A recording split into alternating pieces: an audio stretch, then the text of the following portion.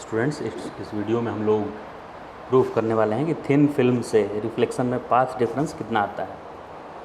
तो thin film से reflection होते समय ये देखिए इंसिडेंट रे ये आ रहा है, ये इंसिडेंट रे आया और इसका कुछ पार्ट इस दूसरे मीडियम में चला गया और इसमें से कुछ पार्ट यहाँ से रिफ्लेक्ट हो गया।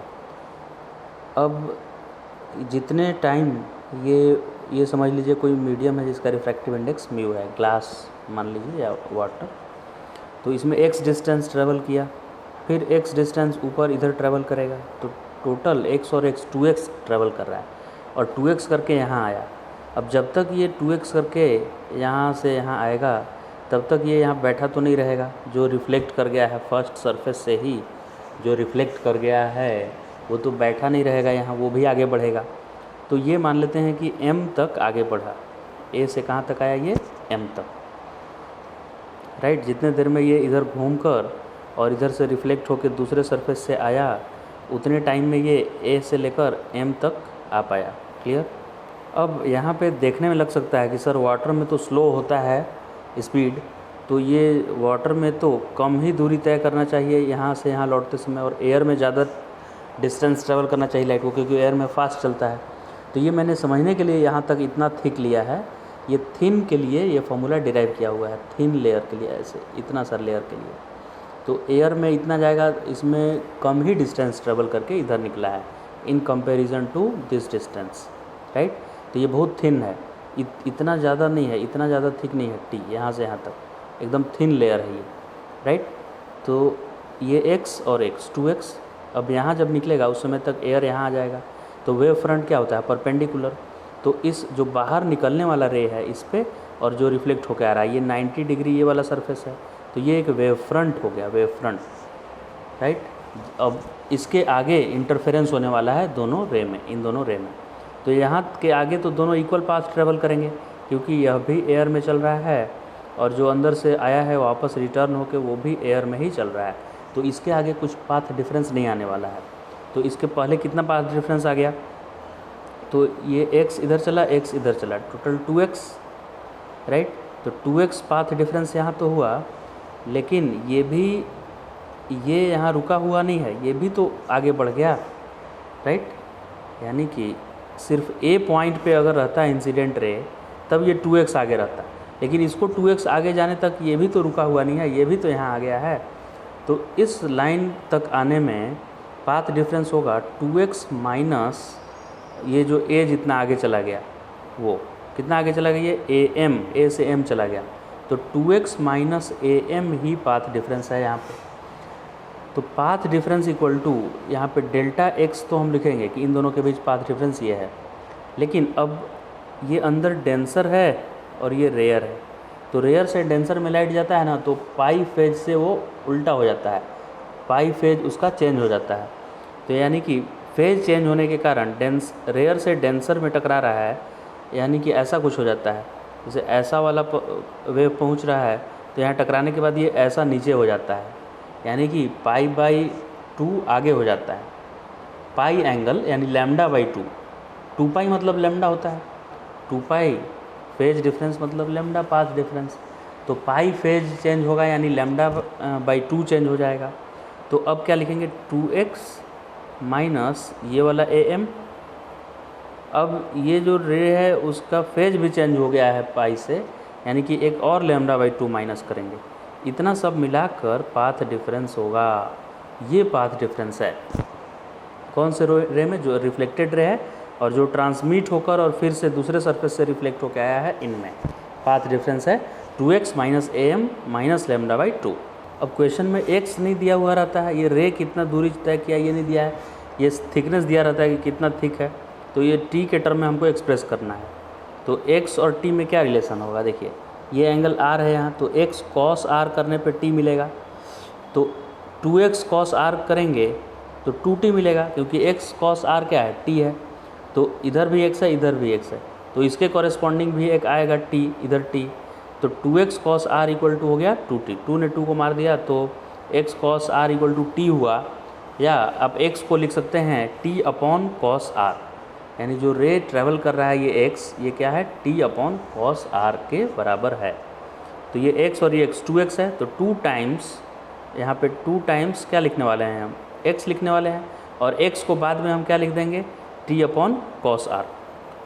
तो आइए यहाँ पे करते हैं हम, ये x कैंसिल हो गया, फिर 2 म्यू x, ये 2 म्यू x कहाँ गया, वाटर में x चलना इक्विवेलेंट है एयर में म्यू x चलने के। जैसे एक यहाँ पे ग्लास स्लैब ऐसे है और ये t थिकनेस का है, तो इसमें अगर लाइट ऐसे ट्रेवल किया, ऐसे लाइट ट्रेवल किया तो इसमें वेवलेंथ कम हो जाता है, तो ये ज़्यादा वेव यहाँ बना देगा, फिर इधर वेवलेंथ बढ़ जाता है, यानी ऐसे होगा, ऐसे हो जाता है, इसमें वेवलेंथ क्या हो जाता है, कम हो जाता है वेवलेंथ, यानी जल्दी जल्दी वेव बनाने लगता है। तो ग्लास के अंदर t डिस्टेंस चलने में जितने का पाथ डिफरेंस या फेज डिफरेंस आता है, फेज जितने का बनता है, एयर में म्यू टी उतना चलना पड़ता है उतने बनाने के लिए। मतलब ये म्यू इंटू टी चलेगा, तब जाकर टी थिकनेस में जितना वेव बना था उतना वेव बना पाएगा एयर में।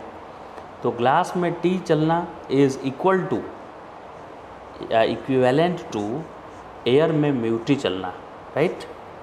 तो ग्लास में कितना चला था, 2x चला था मेरा भीतर, x इधर गया था, x उधर, तो वो एयर के कितने के इक्विवेलेंट होगा, 2 म्यू x। देखिए 2x तो खुद चला है, म्यू से मल्टीप्लाई कर देंगे तो 2 म्यू x एयर के इक्विवेलेंट हो गया। और ये am क्या था, एयर में जितना ट्रेवल किया था, ये रिफ्लेक्टेड रे, देखिए am यहाँ पे इंडिकेट किया हुआ है, ये am, तो ये वाला am और λ/2 सब्ट्रैक्ट करेंगे ना पाथ डिफरेंस निकालने के लिए, राइट। तो 2 यहाँ पे देख, ये देखिए am ये डिस्टेंस है, तो ये आधा d, ये आधा d है। अगर इस ट्रायंगल का ये आधा d, इस पूरे AB को मान लिए हम 2d, तो अगर AB को 2d माने तो ये एंगल I है, तो इधर से ये एंगल I होगा, क्योंकि इस वर्टिकल पे परपेंडिकुलर हॉरिजॉन्टल है और इस लाइन के ऊपर ये परपेंडिकुलर है MB, क्योंकि ये वेव फ्रंट है, तो ये भी एंगल क्या होगा, I। तो ये एंगल I है, ये 2D है, तो ये 2D साइन I हो जाएगा, है कि नहीं। तो ये देखिए मैंने 2D साइन I लिख दिया है, AM के जगह पर, AM की जगह पर लिख दिया 2D साइन I।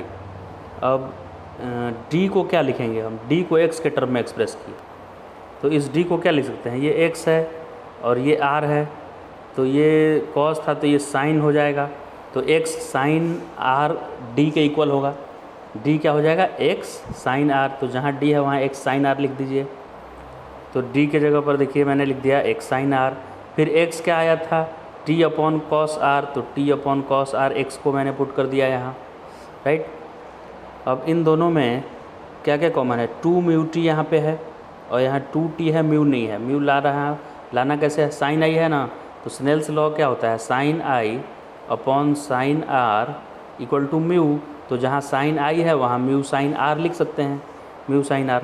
तो इस साइन R के जगह पर, साइन I के जगह पर म्यू साइन R लिखेंगे, तो 2t तो पहले से था और म्यू इससे आ जाएगा, तो 2 म्यू टी कॉमन हो जाएगा सब में, 2 म्यू टी।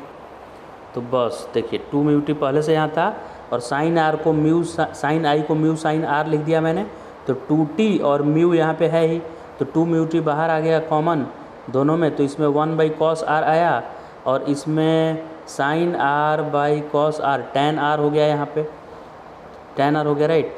तो अब 1/cos, इसमें आ गया 1/cos और उसमें tan को लिख दीजिए साइन बाई कॉस, या यही रहने दीजिए, साइन स्क्वायर है ना यहाँ, तो साइन स्क्वायर लिख दिए और नीचे कॉस है तो कॉस रहने दिए, tan वाला स्टेप लिखने की ज़रूरत नहीं है।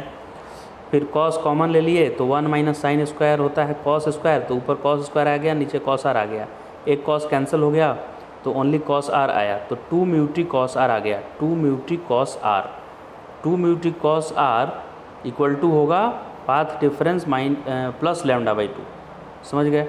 तो यही फॉर्मूला मुझे प्रूव करना था कि पाथ डिफरेंस कितना आता है, 2 म्यू टी कॉस R के बराबर आता है पाथ डिफरेंस, और ये λ/2 ऐड करना होता है यहाँ, अदरवाइज आप 2 mu t cos R minus λ/2 इधर भी लिख सकते हैं, क्या लिख सकते हैं, 2 mu t cos R minus λ/2, इतना पाथ डिफरेंस आता है इस तरह के इंटरफेरेंस में।